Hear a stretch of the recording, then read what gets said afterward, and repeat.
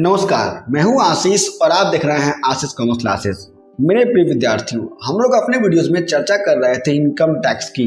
और income tax में हम लोगों ने पिछले कुछ दो वीडियोस में समझा था कि कुल आय का क्षेत्र क्या होता है या फिर कर दायित्व क्या होता है। और इसके साथ साथ हमने जाना था कि भारत में प्राप्त हुई या प्राप्त हुई समझी गई आय क्या है। तो इसी से जुड़ा हुआ एक और वीडियो आज का है, जिसका नाम है कि भारत में उपार्जित अथवा उदित हुई तथा उपार्जित अथवा उदय हुई समझी गई आय, यानी income accrued or arisen and deemed to be accrued or arisen in India. तो सबसे पहले हम लोग जानेंगे कि भारत में उपार्जित अथवा उदय हुई आय क्या होती है। Income accrued or arisen in India. भारतीय आयकर अधिनियम के अनुसार कर निर्धारित यानी असेसीज द्वारा प्राप्त आय के अलावा निर्धारित यानी असेसी के द्वारा अर्जित या उपार्जित आय पर भी टैक्स लग सकता है।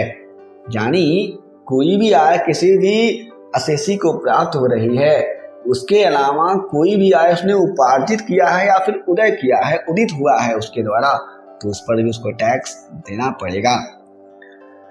आय के उपार्जन या उदय होने से आशय यह है कि जब कोई करदाता आय प्राप्त करने का अधिकार तो प्राप्त कर लेता है, लेकिन यह आय वास्तविक रूप से उसे गत वर्ष के बाद प्राप्त होती है। यानी कोई भी करदाता है, उसको आय प्राप्त करने का अधिकार पिछले वर्ष प्राप्त हो चुका है, लेकिन उसको आय पिछले वर्ष न प्राप्त हो करके अगली वर्ष प्राप्त हो रहा है, तो यहाँ पे कहा जाएगा कि उसको आय उपार्जित हो गई है या फिर उसको आय उदित हो गई है।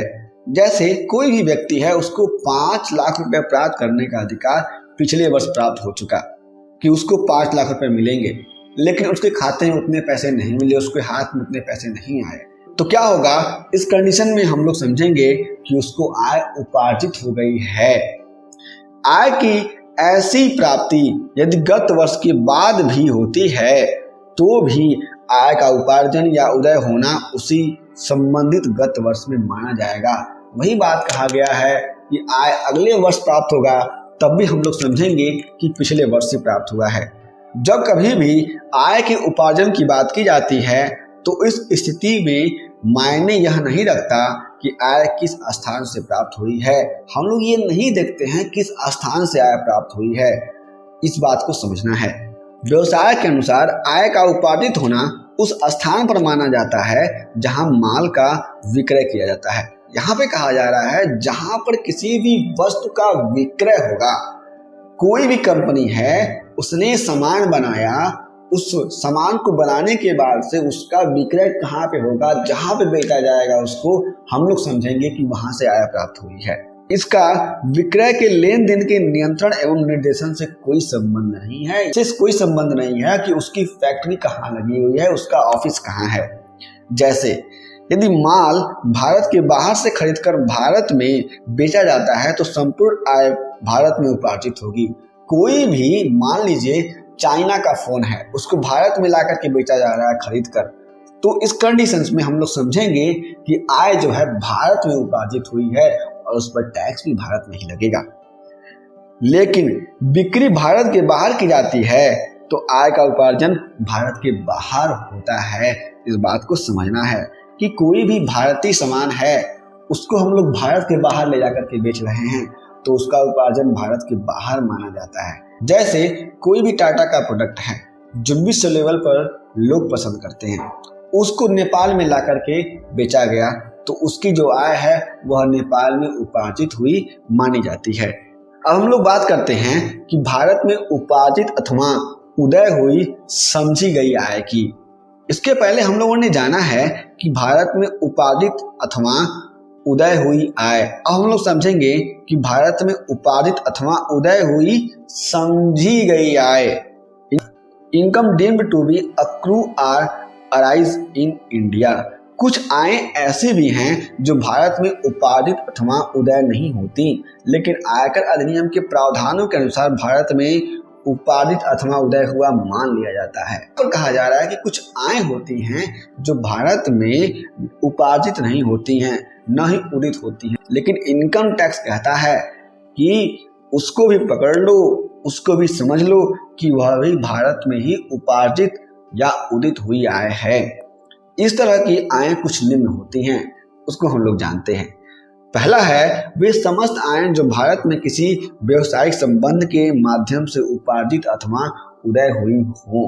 यानी कोई भी आय है किसी भी व्यवसायिक संबंध से उत्पन्न होता है, जो संबंध भारत में हो तो उसको मान लेंगे कि वह आय भारत में उपार्जित या उदित हुई है।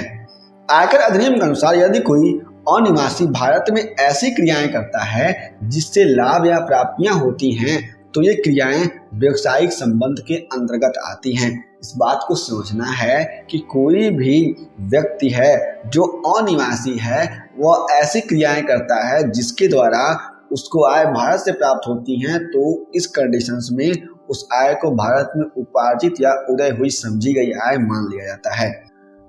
अगला है भारत में किसी चल अथवा अचल संपत्ति से आय। किसी अनिवासी के द्वारा उसके भारत में स्थित किसी मकान, गाड़ी, जमीन, किसी मशीन जैसी संपत्ति चल तथा अचल संपत्तियों से प्राप्त किराया या भारत के बाहर प्राप्त करता है तो इसे भारत में ही उपार्जित या उदय हुआ माना जाएगा। यानी कोई भी अनिवासी है, किसी भी कंट्री का हो, इंग्लैंड, रूस, जर्मनी, फ्रांस, पाकिस्तान, बांग्लादेश, नेपाल, भूटान, किसी भी कंट्री का व्यक्ति हो, उसे भारत में आय प्राप्त होती है। कैसे प्राप्त होती है? उसकी कोई गाड़ी है, उसकी कोई जमीन है, उसके पास कोई मकान है, इसके पास कोई मशीन उसने भारत में रखा हुआ है, तो उसको किराया दे करके, उसको किराए पर दे करके उसको जो आय प्राप्त होती है, उस आय को भारत में उपार्जित हुई आय मान लिया जाता है और इनकम टैक्स उसको पकड़ करके टैक्स ले लेती है। अगला कहा गया है कि भारत में आय के स्रोतों से प्राप्त होने वाली आय। किसी कंपनी द्वारा भारत में प्राप्त किए जा रहे व्यापार या कमाए गए लाभों में से कोई अनिवासी लाभांश प्राप्त करता है तो उसे भारत में उपार्जित आय मानेंगे। यानी कोई भी व्यक्ति है, विदेशी व्यक्ति है, अनिवासी है, वह भारत में किसी भी कंपनी का शेयर खरीद लेता है और उस शेयर पर उसको डिविडेंड प्राप्त होता है, तो यहाँ पे कहा जाएगा, उसको हम लोग मानेंगे कि वह भारत में उपार्जित आय है और उस पर टैक्स लगा दिया जाएगा, उसको मान लिया जाएगा कि वह भारत में उपार्जित हुई है। अंतिम पॉइंट है भारत में स्थित पूंजी के हस्तांतरण से होने वाला पूंजी लाभ। इसमें पहला है चल तथा अचल दोनों प्रकार की संपत्तियां हस्तांतरण के समय भारत में होनी चाहिए। यानी चल तथा अचल जो भी संपत्तियां हैं वह हस्तांतरण के समय भारत में ही होनी चाहिए, इसके अलावा कहीं नहीं होनी चाहिए। तो उस पे जो आय प्राप्त होगी उसको हम लोग मान लेंगे कि वह भारत में ही उपार्जित हुई है। इसमें अगला कहा गया है, दूसरा पॉइंट कहा गया है कि संपत्ति की विक्रय का अनुबंध या विक्रय मूल्य का भुगतान किसी भी स्थान पर हो सकता है। ये नहीं देखना है कि संपत्ति का अनुबंध हो गया है तो उसका भुगतान कहाँ पे होगा, कहीं पे भी हो सकता है। तो मेरे प्रिय साथियों, हमने इस वीडियो में जाना कि भारत में उपार्जित अथवा उदय हुई तथा उपार्जित अथवा उदय हुई समझी गई आय क्या होती है। हम लोग फिर से मिलेंगे इनकम टैक्स एक नए वीडियो के साथ। तब तक के लिए जय हिंद।